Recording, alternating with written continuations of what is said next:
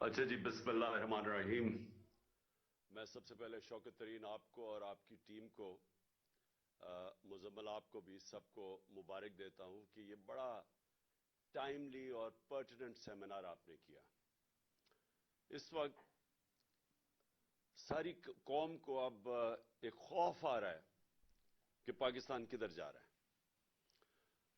7.5 لاکھ پاکستانی، اور جن میں ٹاپ پروفیشنلز تھے، وہ صرف پچھلے 7 مہینے میں ملک چھوڑ کے چلے گئے۔ اور مجھے جبل علی سے میسج آئی کہ جو 7 مہینے میں جبل علی میں پاکستانیوں نے انویسٹ کیا ہے انڈسٹریل اسٹیٹ میں، وہ پچھلے 10 سال میں نہیں کیا۔ تو ایک امید جا رہی ہے پاکستان سے، کیونکہ جو یہ 7-8 مہینے میں ہوا ہے پاکستان میں، اس کی میری تو جتنی زندگی ہے، میں نے تو اس کی کوئی مثال نہیں دیکھی۔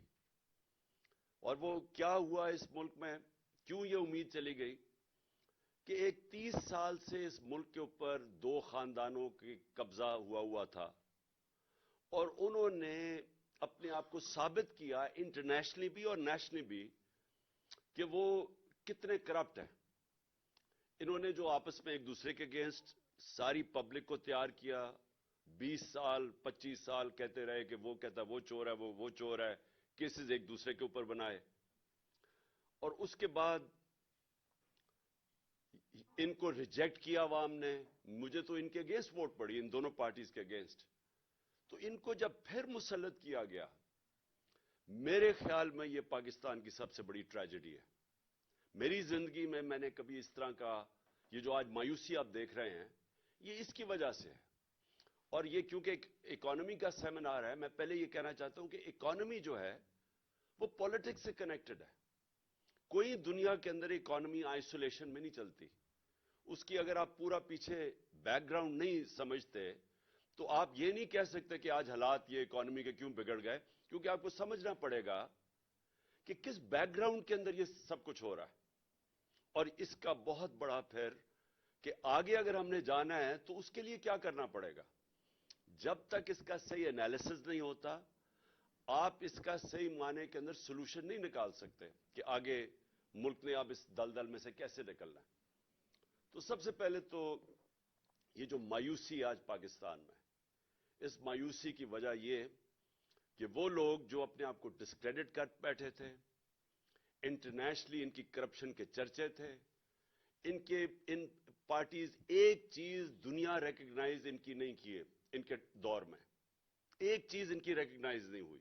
ان کے 20-25-30 سالوں میں صرف ایک ہی چیز ہوتی تھی کہ ان کی کرپشن کے باہر اخباروں کے اندر، ان کے میڈیا پہ ڈاکیومنٹریز بنی، princess and the play boy, اور پتہ نہیں الفرڈ ٹو پاکستان، وہ جو کرپشن کی ملین حدیبہ پیپر مل کی تھی، یہ سارے کیوں آج اوورسیز پاکستانی سارے ہمارے ساتھ کھڑے ہیں؟ کیونکہ اوورسیز پاکستانیز وہاں باہر بیٹھ کے ان کو ایک بہتر پکچر نظر آ رہی ہے کہ انہوں نے کتنا پاکستان کا نام بدنام کیا باہر۔ کیوں وہ ان کے اتنے اگینسٹ ہیں؟ کیوں کبھی اتنے ایسے ڈیمونسٹریشنز ہوئے ہی نہیں پاکستان کی تاریخ میں؟ جب ہماری گورنمنٹ گرائی گئی 9 اپریل کو، تو جو باہر پاکستانیوں کا رسپانس تھا یہ انپریسیڈنٹڈ ہے۔ اندر بھی انپریسیڈنٹڈ تھا، باہر بھی انپریسیڈنٹڈ تھا، کیونکہ لوگوں کے اندر ایک خوف بھی آیا کہ ان کو واپس لے آئے ہیں، اور دوسرا ایک لوگوں نے اپنا بتایا کہ ہم ریجیکٹ کر رہے ہیں ان کو۔ تو ہماری جو پاپولیرٹی تھی کبھی اس پیک پہ نہیں پہنچی، صرف اس لیے پہنچی کہ جب ان 3 سٹوجز کی شکلیں دیکھی لوگوں نے، تو جو ہمارے خلاف بھی تھے وہ ساتھ آ گئے۔